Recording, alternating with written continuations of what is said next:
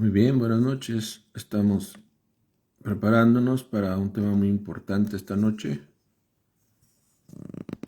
desde Dallas, Texas, en los Estados Unidos, para todos ustedes, amigos y seguidores de esta página de la era de Acuario o la nueva era de Acuario. Les invitamos a darle compartir, a darle like, a darle seguir a la página para que le lleguen las notificaciones necesarias y que participe en este video en vivo. Y también, si ya está grabado, puedes participar, comentar, preguntar si no estás de acuerdo, y con mucho gusto, ¿no? En su momento, porque pasamos muy ocupados, pero le daremos contestación a sus comentarios y preguntas. Por ahora estamos en vivo, son las 9:02 p.m. aquí en Texas, en los Estados Unidos. Y les pedimos que compartan en los grupos, compartan en sus perfiles, compartan con sus amigos en WhatsApp, en Instagram, etcétera, para que podamos pues compartirles algo importante, una información muy importante para nosotros, para los practicantes de esta ciencia maravillosa de la gnosis, y también, cómo no, para aquellos que no conocen el gnosticismo samaeliano contemporáneo, pero tienen una noción básica de lo que son los evangelios apócrifos. Entonces, esta noche hablaremos precisamente de eso, de los evangelios apócrifos, contestaremos sus preguntas, sus inquietudes, y recomendaremos también, ¿no?, alguna didáctica en el estudio para que podamos pues beneficiarnos todos de esta información, ¿no? La finalidad de la gnosis, como ya sabemos, es que nosotros se autorrealice la misma gnosis, la autognosis. Y esto es posible si nosotros buscamos la parte práctica de todo esto. Ante todo se necesita tener inquietudes, inquietudes de conocer, inquietudes de saber el por qué y para qué estamos aquí. Cuando no hay inquietudes, entonces no es posible que nosotros podamos ahondar en los misterios de la vida y de la muerte. Así que sigan compartiendo, por favor. Gracias por sus saludos. Suponemos con ese saludo que se escucha bien. Y bueno, vamos a ir entrando en el tema. ¿Cuáles son estos evangelios apócrifos? En este momento vamos a buscar con ustedes, mientras se conectan más personas, el significado de esas dos palabras, evangelios y apócrifo. Vamos a poner esta palabra en nuestro buscador y a ver qué nos dice el buscador. Bueno, se dice que según las referencias que existen, sobre todo en la Real Academia Española, en ese diccionario poderoso, se dice que apócrifo es un adjetivo calificativo, obviamente, como falso o fingido. Más también, como segunda opción al significado, nos da que es una obra especialmente literaria que ilustra al público, pero que es de dudosa autenticidad en cuanto al contenido o a la atribución, usado también como sustantivo masculino.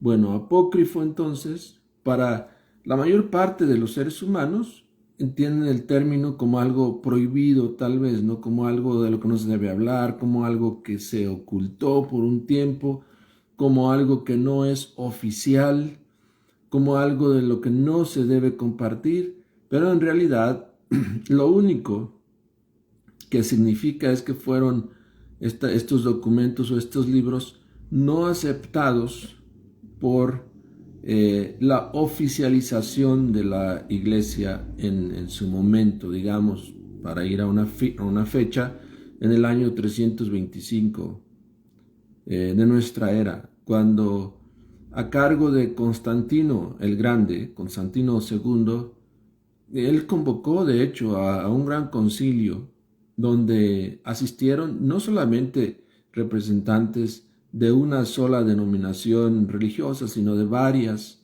entre ellos los gnósticos que pues para el público ya tenían menos fuerza que la Iglesia Católica Apostólica Romana. Entonces se llegó a un acuerdo en donde definieron qué tipo de documentos, qué tipo de libros debían formar parte del nuevo Corpus Doctrinae, o la doctrina, o el cuerpo de doctrina que se ofrecería oficialmente a la humanidad.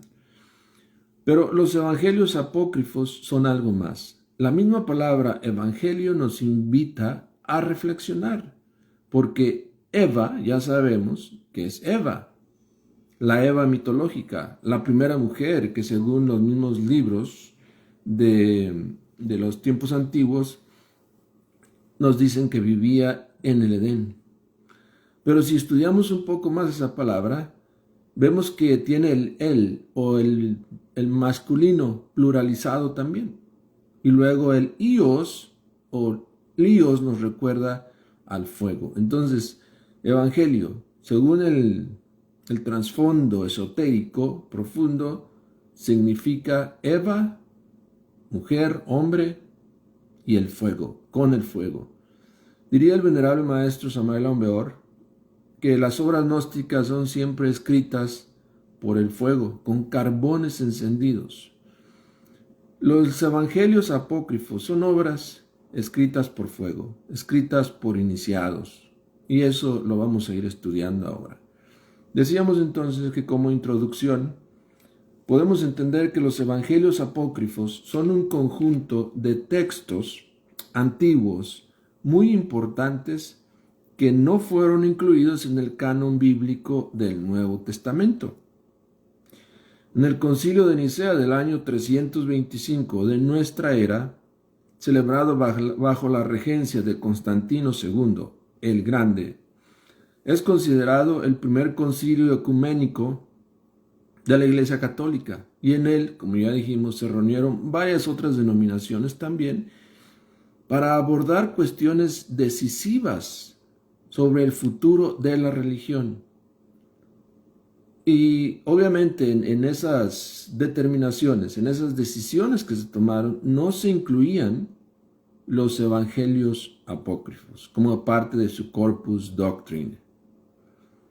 Algunos de los evangelios apócrifos más conocidos son clasificados en 3 categorías, a saber, los que hablan, relatan o comentan la infancia de Jesús en esos primeros años perdidos de Jesús, del primer año, desde que nace hasta los 12 años, y la otra parte, la vida adulta de Jesús, y luego los evangelios gnósticos.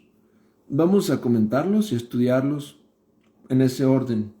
Primero hablemos de los evangelios de la infancia de Jesús. Recordemos que este resumen o estas palabras, este contenido de estos evangelios es diferente al contenido de los evangelios que sí fueron aceptados por la iglesia, de los cuales tenemos 4, ¿verdad?, que aparecen en la Biblia de todo cristiano, de toda persona. Todos deberíamos tener, de hecho, una Biblia y descubrir el sentido espiritual profundo de la misma. Pero también hay escritos que hablan de que el 4.º evangelio, es decir, el de Juan, no fue en sí escrito por Juan, sino por María Magdalena. Algo tremendamente revolucionario. Hicimos una investigación hace años sobre eso y está aquí en nuestra página, en la nuevaeradeacuario.org, y nos invita a reflexionar, porque ¿qué papel jugó entonces María Magdalena en todo esto?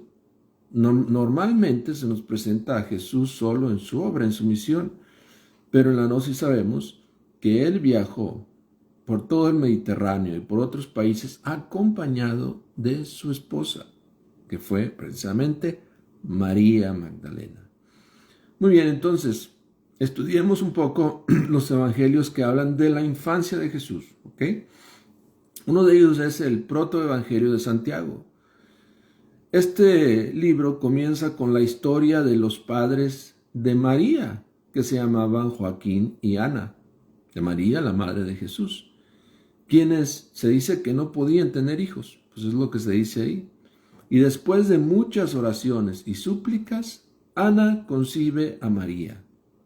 El libro continúa con el relato de la infancia y juventud de María, incluyendo su presentación en el templo de Jerusalén y su matrimonio con el gran iniciado José. El protoevangelio de Santiago también describe el nacimiento de Jesús. Según el texto, María era todavía virgen cuando concibió a Jesús por obra del Espíritu Santo.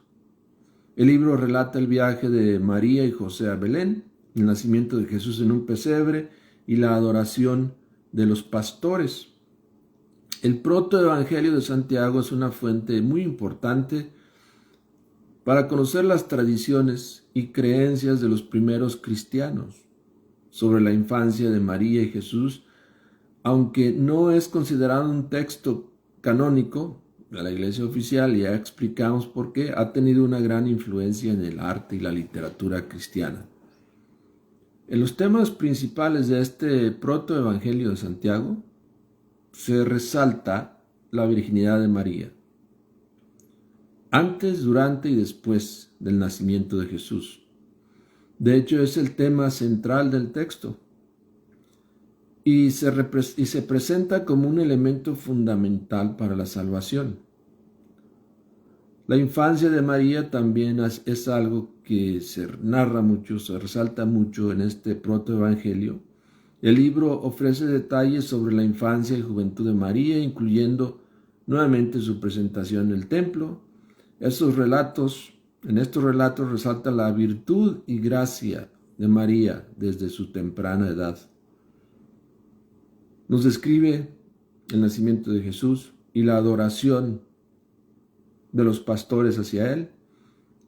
Y estos eventos en este evangelio se presentan como el cumplimiento de las profecías y como una manifestación del amor de Dios, de la divinidad, por la humanidad, como una especie de vínculo o de conexión del hombre terrenal con la divinidad. Es decir, se ve en este evangelio a Jesús como el ungido, como aquel capaz de conectar al ser humano con su Creador. Se resalta también la relación de María con José. El texto aborda esa relación, destacando el papel de José como un protector de María y de Jesús. También tenemos en ese mismo, grupo de libros, el Evangelio de Tomás. Este Evangelio nos habla y nos narra una serie de episodios sobre la infancia de Jesús desde los 5 hasta los 12 años. Y a diferencia de los evangelios canónicos, este texto se enfoca en los milagros y prodigios que Jesús realizó durante su niñez. Y vamos a mencionar esos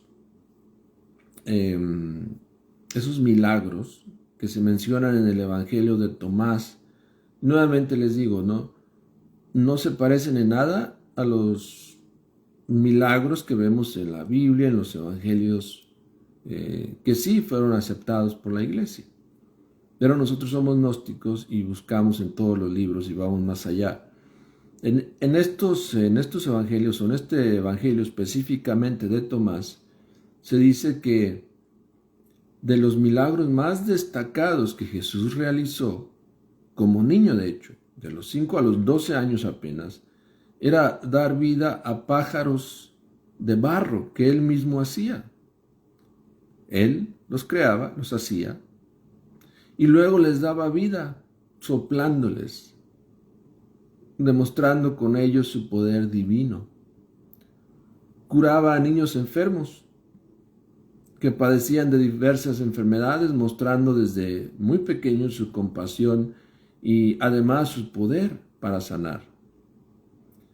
También resalta el caso de un amigo que muere al caer de un tejado.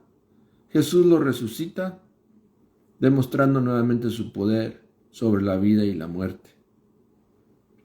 ¿Y qué diremos de ese caso también, ¿no? Ahí en el mismo Evangelio de Tomás, donde están jugando con niños, como era niño también, y Jesús no le gustó uno de los juegos y maldice a un niño que lo molesta.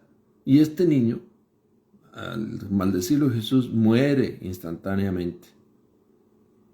Y después lo resucita para asombro de todos. Y hay otros milagros más o casos más, historias más que se narran de Jesús en esos evangelios que, como decíamos, van pues en un campo, en un camino muy diferente a lo que conocemos de Jesús. Ya hablamos en videos anteriores también sobre los años perdidos de Jesús y cómo aprendió mucho de lo que nos enseñó en la India, en el Tíbet, etc. También existe el Evangelio de Mateo en este mismo grupo o bajo esta misma categoría de los que hablan de la niñez de Jesús. En este Evangelio de Mateo también se habla sobre la infancia de Jesús y describe a María además y también describe la infancia misma de María como una niña muy piadosa que pasaba mucho tiempo en el templo. El texto también de Mateo narra varios milagros que Jesús realizó durante su infancia, también curando enfermos, resucitando muertos. Y ahí empieza a hablarse de la huida a Egipto, como Jesús y sus padres, José y María, tuvieron que salir a Egipto cuando Jesús era muy pequeño, pues estaban escapando, tratando de escapar de la persecución del rey Herodes, que había ordenado matar a todos los niños que tuvieran menos de 2 años, y de hecho mataron a muchísimos. Jesús, José y María salieron a Egipto avisados por un ángel y pudieron escaparse de esa suerte tremenda. Sobre la madre de Jesús, en la Gnosis, el gran maestro Samael Aumbeor nos dice lo siguiente: las diosas Isis, Juno, Demeter, Ceres, Vesta, María fueron personificadas todas en la madre del hierofante Jesús. La hebrea María fue una gran iniciada.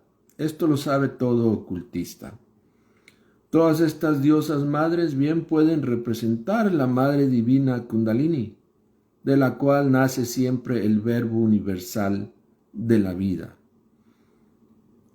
En el Pistis Sophia, que es un libro también que no aparece en la Biblia normal de la gente, pero que es muy importante y se sabe que son las palabras directas de Jesús a sus discípulos, se le da palabra a María. Y ella dice: mi Señor, al interpretar la Escritura, por lo que respecta a las palabras que tu poder expresara profetizando a través de David, la gracia y la virtud se encontraron, y la virtud y la paz se besaron una a otra.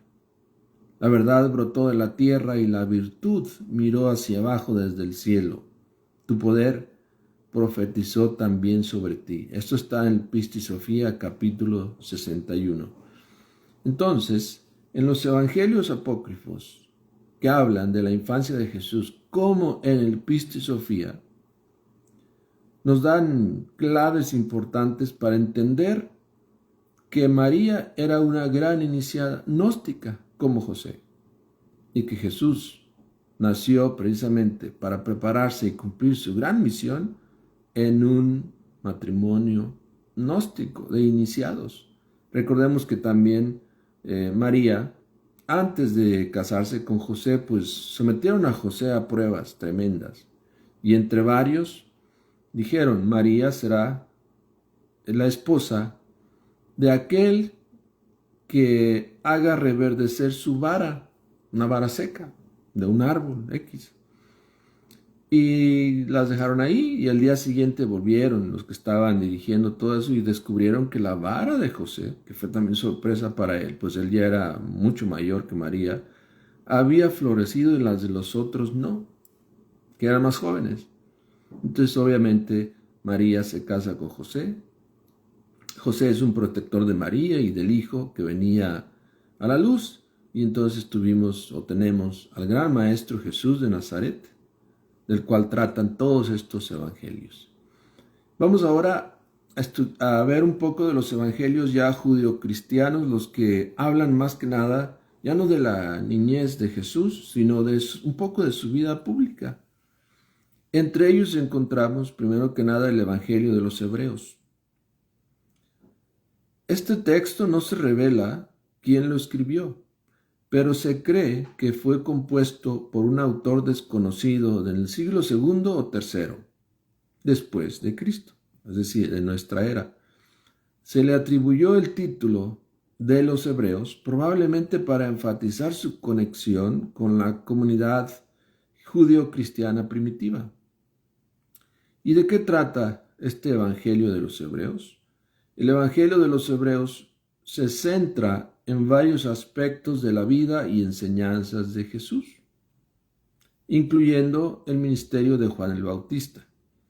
El texto describe el ministerio de Juan y su encuentro con Jesús en el río Jordán. También el Sermón del Monte. Este texto apócrifo presenta su versión o una versión un poco diferente del Sermón del Monte, que contiene algunas enseñanzas únicas de Jesús. Vale la pena repasar este Evangelio de los Hebreos.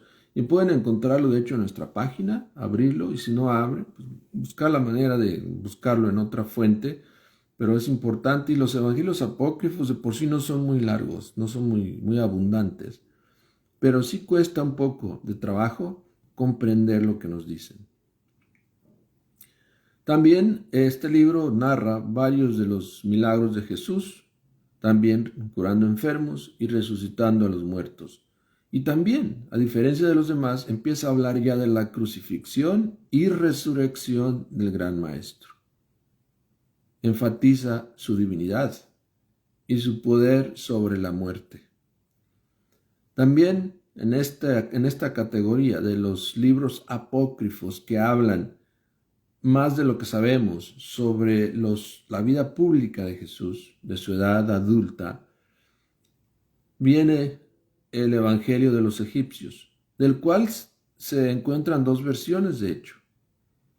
El primero, que se conoce a través de las citas de Clemente de Alejandría y otros padres de la Iglesia. Se cree que fue escrito en el siglo II y el texto tiene una visión gnóstica del cristianismo, o presenta ya esos tintes más gnósticos, porque nos habla a profundidad de lo que es la naturaleza de Dios. Nos habla también del origen del universo y de la salvación del alma, temas que no se detallan mucho en los demás escritos canónicos registrados. En el segundo de los evangelios de los egipcios, texto que fue descubierto en Nag-Hammadi, entre ese grupo de textos apócrifos, en el año 1945, se cree que fue escrito en el siglo III, III y IV, según estudios que le hicieron, y también ahí ya vemos que resalta más la visión gnóstica del cristianismo. También nos habla de la creación del mundo, mas empieza ya a introducir términos y palabras y conceptos que nos hablan de la caída del hombre, cómo fue y por qué. Y también resaltan el papel de Jesús o Yeshua como el Salvador, como aquel que trae el mensaje de salvación para la humanidad. Y trae algunas otras narraciones que vienen ahí para hacernos entender también que eran algo diferentes estos textos a los aceptados por la Iglesia, y nos hacen sospechar el por qué fueron eliminados de esa agrupación y no fueron aceptados también a formar parte de la Biblia que todos tienen en sus casas. Pensemos por un momento eso. En ese año del 325, en ese concilio, se decidió qué tipo de libros iban a formar parte de la Biblia que todos los seres humanos tenemos, bajo diferentes versiones y ediciones, pero digamos que en una forma generalizada es el mismo mensaje. Pero, ¿por qué se ocultaron estos libros? ¿Por qué no se aceptaron? ¿Y por qué tuvieron que nuestros antepasados esconderlos después de ese concilio? Es obvio que los gnósticos fueron siempre perseguidos, lanzados a los leones, sacrificados. Tuvieron que irse a las cavernas o a las cuevas enormes y vivir ahí en muchos tiempos. La ciudad de Petra, por ejemplo, en Medio Oriente nos habla de eso, ¿no? Una ciudad en piedra, de hecho. Y hablemos un poco de los evangelios gnósticos. Ahora sí, los que ya bajo mucho estudio se han catalogado como evangelios gnósticos. ¿Por qué? Porque usan más el lenguaje, la terminología de la gnosis. Yo creo que en esto sí vamos a invertir un poco más de tiempo. Estos textos están influenciados notablemente por la corriente del gnosticismo en los tiempos de su redacción. Algunos de los más conocidos es el otro Evangelio de Tomás. Y este Evangelio es una colección de 114 dichos de Jesús, muchos de los cuales se asemejan a los dichos que se encuentran en los Evangelios canónicos.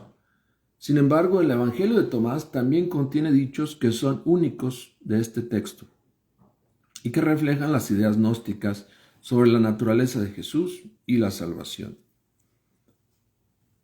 El gran maestro Samael Aun Weor, en el Pistis Sophia de Velado, da a este evangelio una explicación esotérica que nos conduce a valorar el trabajo sobre nuestra propia mente. Él nos dice, Tomás, el Tomás particular de cada uno de nosotros, solo acepta al instructor del mundo, al Cristo íntimo dentro de cada uno de nosotros. El Tomás que existe dentro de cada uno de nosotros deposita su mente en manos del Cristo íntimo y solo acepta al Cristo íntimo. El Evangelio de Tomás es maravilloso. Quien deposita su mente en manos del Cristo íntimo y solo acepta al Cristo íntimo, marcha por el camino de la liberación final. Y los demonios de la mente no podrán vencerle jamás. Tomás es uno de los 12 dentro de nosotros mismos, uno de los 12 apóstoles, una parte de nuestro propio ser. La mente de Tomás recibe exclusivamente las palabras de Cristo. ¿Qué es lo que nos puede ayudar, nos puede servir en el sentido práctico esto? En que nosotros en nuestras meditaciones, y recomendamos que mediten todos los seres humanos, meditar no es malo, aprendamos a calmar nuestra mente, pero va a llegar un momento en que tendrás tantas voces, ruidos, actividad en tu mente, dudas en tu mente, que vas a tener que confiar esa mente al Cristo íntimo. Y es una manera también de desarrollar la fe, y hablamos de eso, de la fe, hace unos programas atrás. El Pistis Sophia, de hecho, también nos quiere encaminar por el camino de la fe, de la voluntad. Y todo empieza por ahí. El Evangelio de Tomás, con todos sus dichos, nos enseña bellamente una manera de trabajar con nuestra mente, nutriéndola con temas esotéricos profundos, leyendo obras de enjundioso contenido, educando nuestra mente, por ejemplo, a no proyectar, a no protestar, educando nuestra mente a estar en paz, quieta, y luego acudir al Cristo íntimo para que nos ayude a eliminar radicalmente esos agregados psicológicos correspondientes con el mundo de la mente. En el Evangelio de María, que también es parte de los evangelios gnósticos,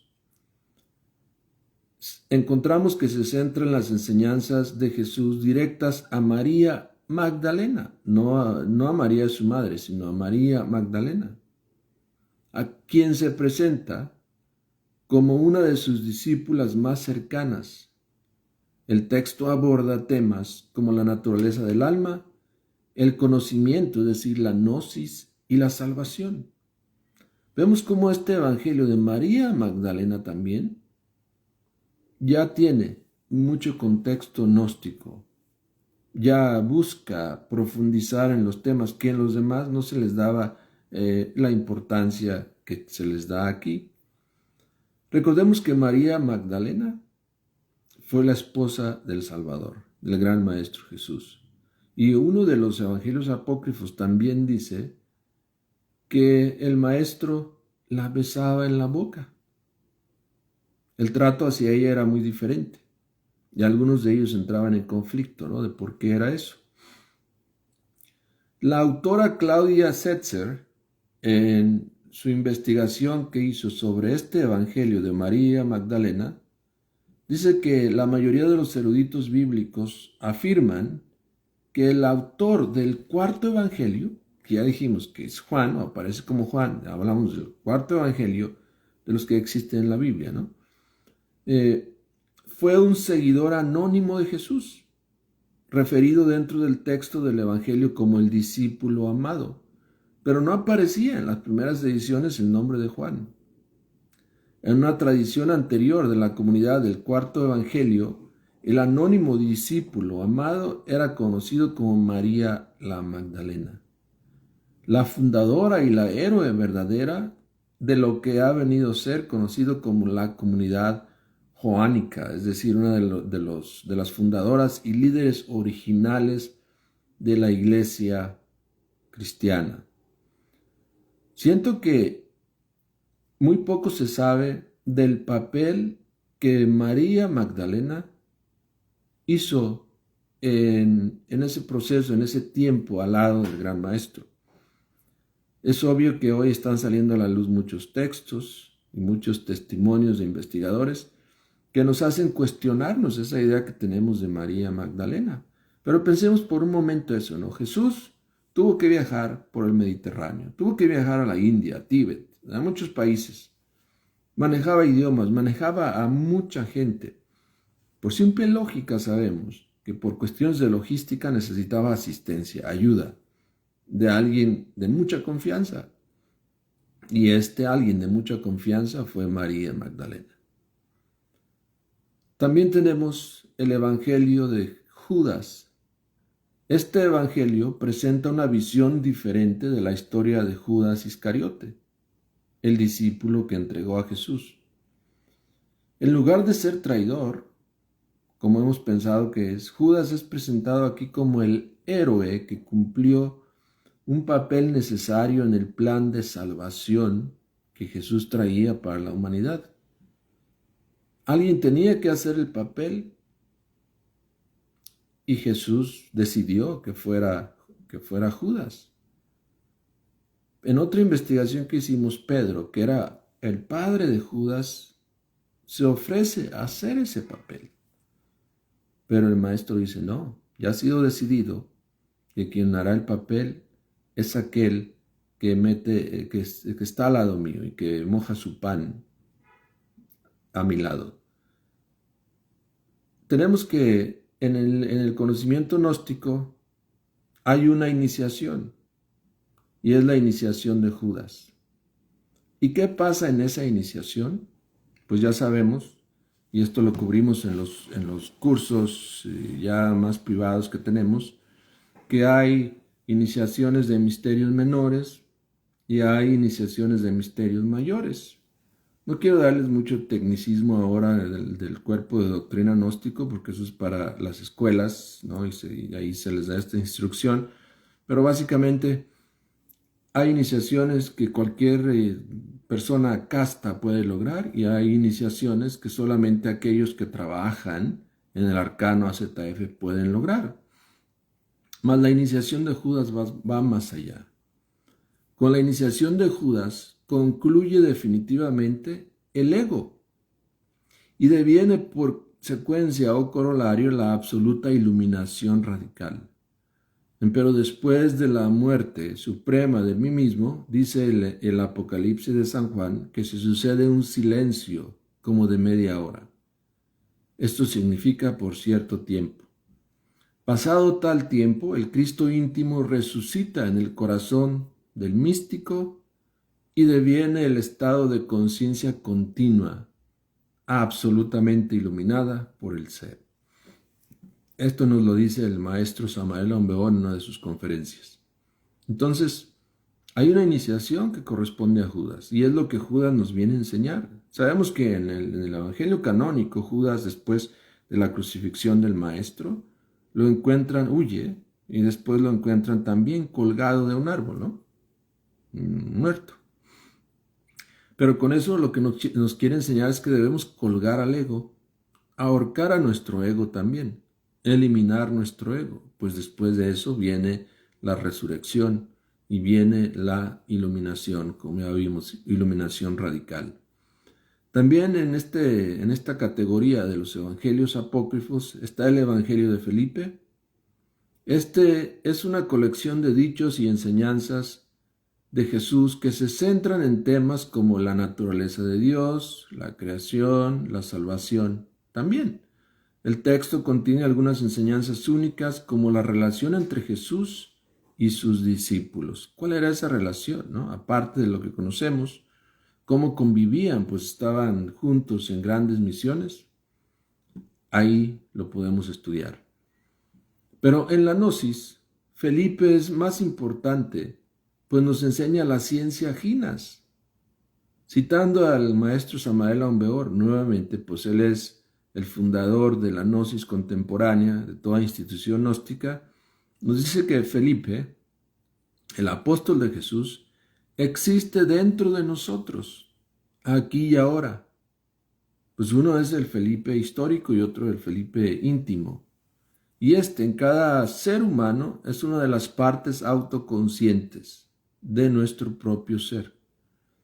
Y él debe enseñarle al iniciado a viajar conscientemente fuera del cuerpo físico. Felipe debe enseñarle prácticamente al iniciado a meter el mismísimo cuerpo físico dentro de las dimensiones superiores para viajar por el hiperespacio. Entonces, en el sentido práctico, si nosotros ya hemos intentado salir en astral o entrar en el mundo Ginas y no hemos logrado nada, creo que esta es una buena oportunidad para relajarnos, sentarnos, cerrar nuestros ojos, calmar nuestra mente e invocar a esta parte del ser, a este Felipe interior. Pero no estamos invocando a una persona que vivió hace 100 años o cientos de años. Estamos invocando a una energía, una fuerza espiritual dentro de nosotros. Ya existe dentro de nosotros en el nivel atómico. Y nosotros al invocar esta fuerza y a prepararnos para recibir su instrucción, pues nos vamos a beneficiar. Entonces iremos despertando nuestra conciencia en el mundo astral y posiblemente participando de lo que es la ciencia Ginas. Nuevamente en la gnosis todo se reduce a la práctica.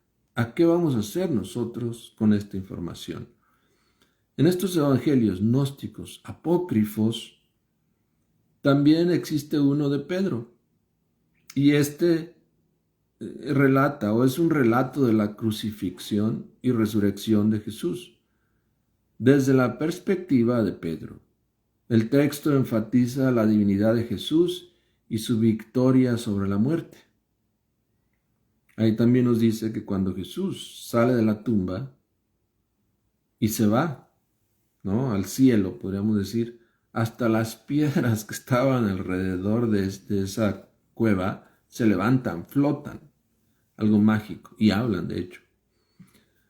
Mas no debemos olvidar que Pedro es patar, piedra, la piedra angular que debemos cincelar. Este se llama Pedro. El maestro Samael Aun Weor tuvo una experiencia con él. Y dice, oh Dios, me prosterné en tierra ante este anciano de los siglos, y él lleno de infinito amor y compasión me bendijo, hablando en lengua sagrada. Desde entonces he reflexionado mucho y jamás me pesará haberle enseñado a la humanidad el Evangelio de Pedro, el maituna, el sexo yoga. Por eso dice Patar Pedro, he aquí pongo en Sión la piedra principal del ángulo, escogida, preciosa. Para vosotros, pues, los que creéis, él es precioso, pero para los que no creen, la piedra que los edificadores desecharon ha venido a ser la cabeza del ángulo, piedra de tropiezo y roca de escándalo. Tenemos que trabajar con esa piedra. Esa piedra es el sexo, hay que cincelar, hay que trabajar.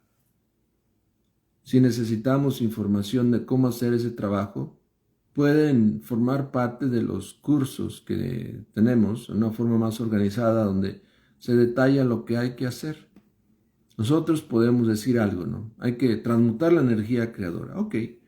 Pero para llegar realmente a lograr eso en nosotros, pues vamos a tener que ser pacientes y las cosas no se dan de un día para otro.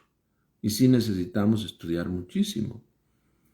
De hecho, de todos los temas de la gnosis,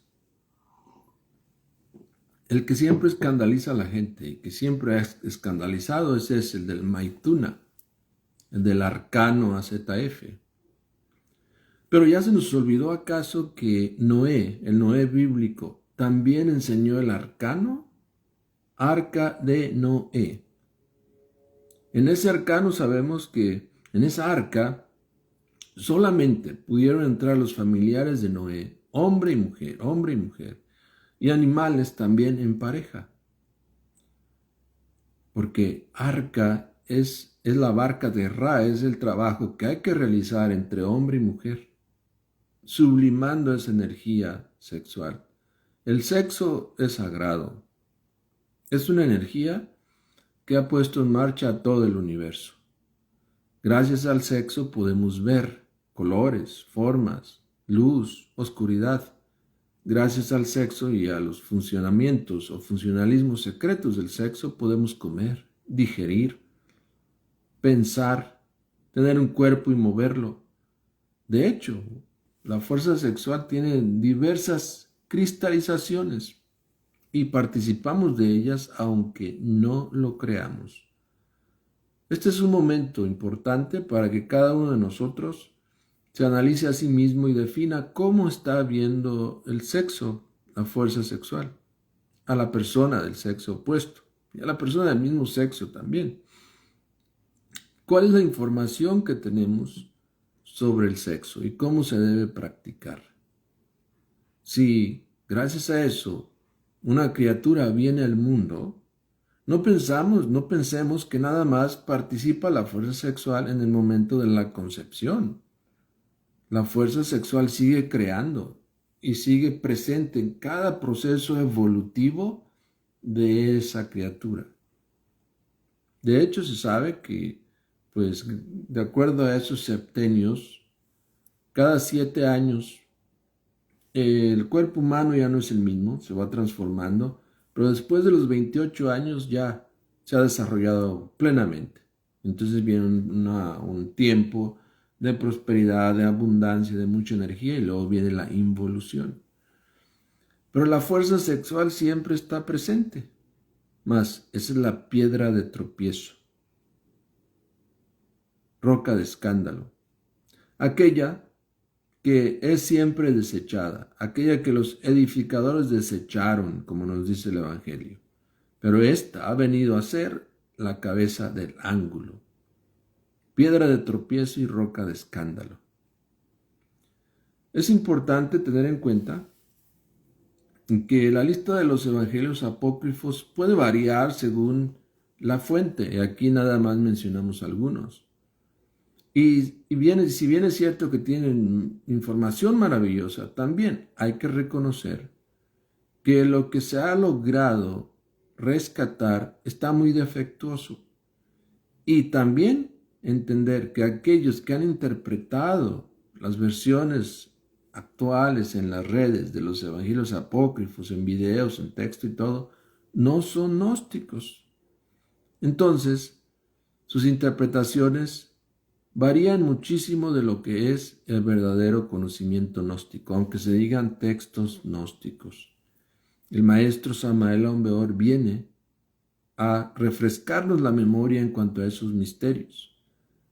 Sí es importante entender de qué trata la salvación, cómo podemos salvarnos, qué es lo que tenemos que hacer. Tal vez creyendo nada más en la figura histórica de alguien, no, pero sí practicando el mensaje crístico, el mensaje gnóstico.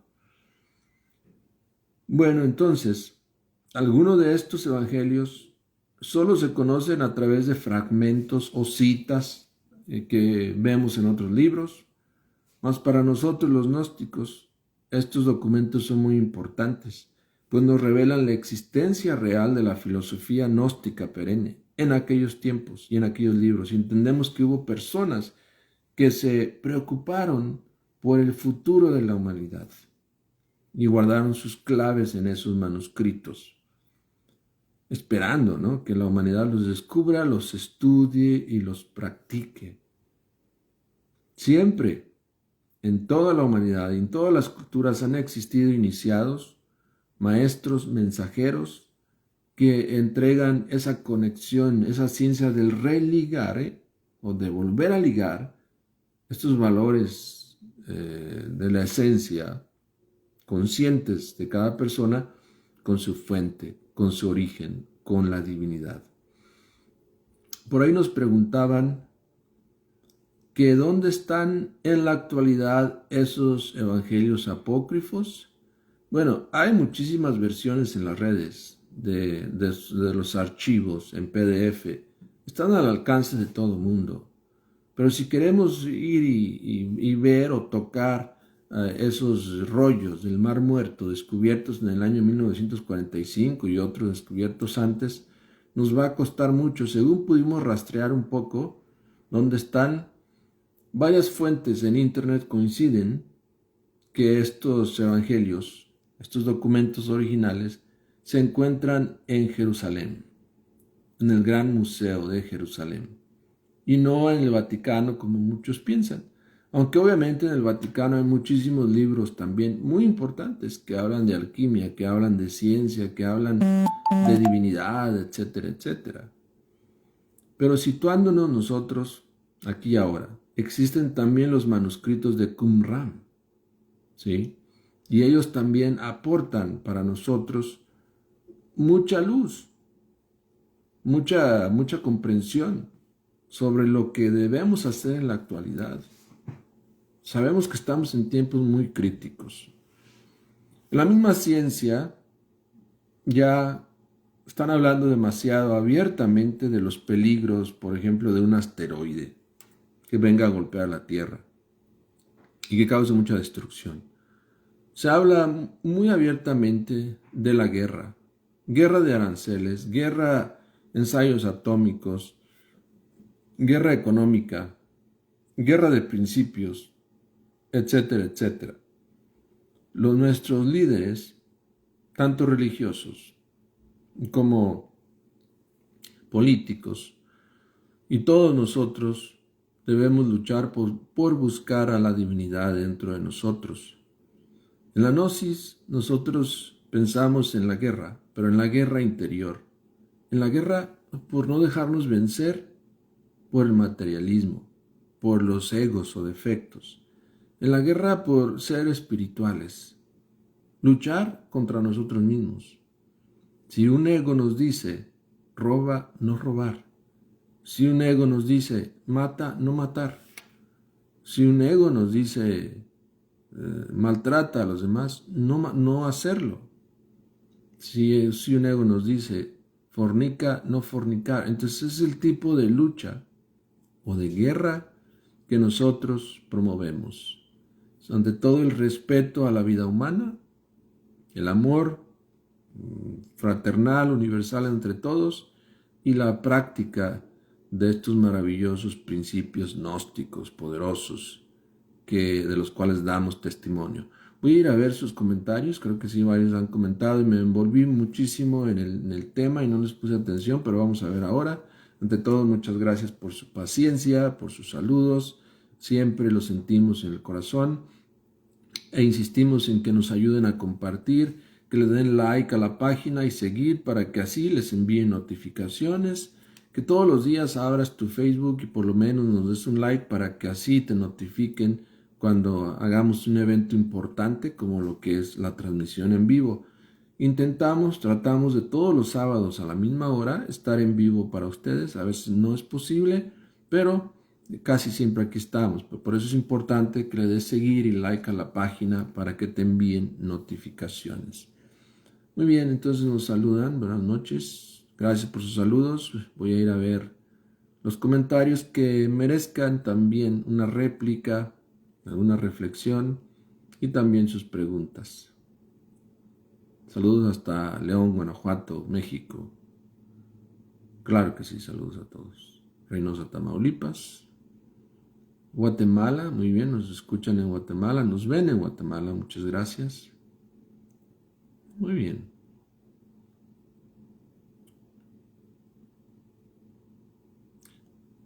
María Tlachi nos comparte una de las prácticas o las oraciones que podemos practicar. Les invitamos a leer en los comentarios para salir en astral con esa parte de nuestro ser que es el Felipe interior. También nos dicen, la alquimia regenera el cuerpo físico, nos dice Despierta 2020, y efectivamente así es. Pero obviamente es un proceso. Muchas personas practican esto, cualquiera de las prácticas gnósticas, y a los pocos meses se dan por vencidos. Para nosotros ver resultados a ese nivel necesitamos practicar mucho, por años, vidas. Un maestro, Jesús, por ejemplo, no se hizo de la noche a la mañana. Fueron muchas vidas. Samael Aun Weor tampoco se hizo de la noche a la mañana. Zoroastro tampoco.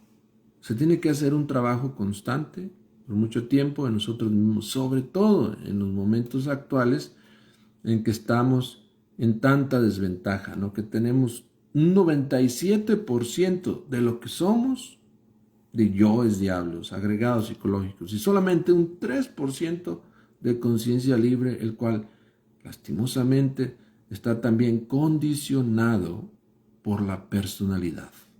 Entonces necesitamos trabajar mucho. Les invitamos a unirse a nuestros grupos. Tal vez el compartir esto está bien, pero hay que organizarnos, hay que buscar en la ciudad donde vivimos a un misionero gnóstico que nos guíe con las prácticas, ¿sí? Que los cuales podamos recogernos, encender un incienso, un fuego y hacer una oración y hacer una cadena de paz y todo. Eso es lo que necesitamos. Dices, Vol Confedero, que escandaliza la técnica ZF porque los resultados son exageradamente subjetivos. Por eso Cristo se la pasaba tratando de convencer a tanto necio, porque todos se creían nacidos especiales, extrema subjetividad en la mente de la gente exactamente. El día que aprendamos a ser objetivos y ver nuestra propia realidad, veremos que estamos incompletos, necesitamos completarnos y solamente con el trabajo en el AZF podemos completar esta creación que está a medias, ni a medias, ¿no? Apenas se inició. Nuestra madre física y nuestro padre solamente pues dieron vida a la semilla, pero esta semilla tiene que desarrollarse ahora en los niveles superiores. Tenemos que crear los cuerpos solares. Sí. Para ser un ser solar necesitas aprender a imitar al sol. ¿Qué hace el sol? Todos los días trabaja por la humanidad. Así también nosotros debemos trabajar todos los días por la humanidad. Empezando así con ese principio, algún día llegaremos a ser seres solares. Si no, no. Dices, ese cuento de Hercólogos desde los 70 ya estaba casi aquí y mira, no comas ansias. Créeme que nadie quiere Hercólogos cerca, créemelo. Ojalá se tarde 1000 años más, qué sé yo. Los planes, ¿no?, de la humanidad, de la divinidad, son muy importantes y hay que trabajar sobre nosotros mismos. Dices, ¿cómo debemos eliminar un ego? Bueno, Maribel Gómez, gracias por la pregunta. Lo primero es descubrir los egos descubrir la pluralidad, y para eso se necesita también aprender a pensar psicológicamente. Ese es el primer paso, pensar psicológicamente, lo cual no hacemos. Cuando empezamos a pensar psicológicamente, descubrimos los yoes, luego los comprendemos a través de la meditación y luego los podemos eliminar con ayuda de nuestra Madre Divina Kundalini. Vea nuestras publicaciones, consulte nuestra página, vea nuestros videos y sobre todo, decíamos, ¿no? Busque un grupo en su localidad donde puedan guiarte con las prácticas como se deben hacer. Saludos, Vladimir Mafiud Javid, hasta León, Guanajuato. La práctica, trabajar como nos dice el maestro Samael Aumbeor. Exactamente. También hasta Cali, Colombia. Y bueno, había alguien que escribió que está en León, Guanajuato. Ahí está también Vladimir Mafiud. Pueden ponerse en contacto para que les comparta prácticas, les asista. Vladimir es misionero gnóstico de nuestra institución. Muy bien, no veo más comentarios ni preguntas. Muchas gracias por su participación. Esperamos también que le sigan dando like y compartiendo este video. Y nos veremos la próxima semana con una nueva edición más de la nueva era de Acuario, de los videos en vivo. Paz inmerencial. Buenas noches.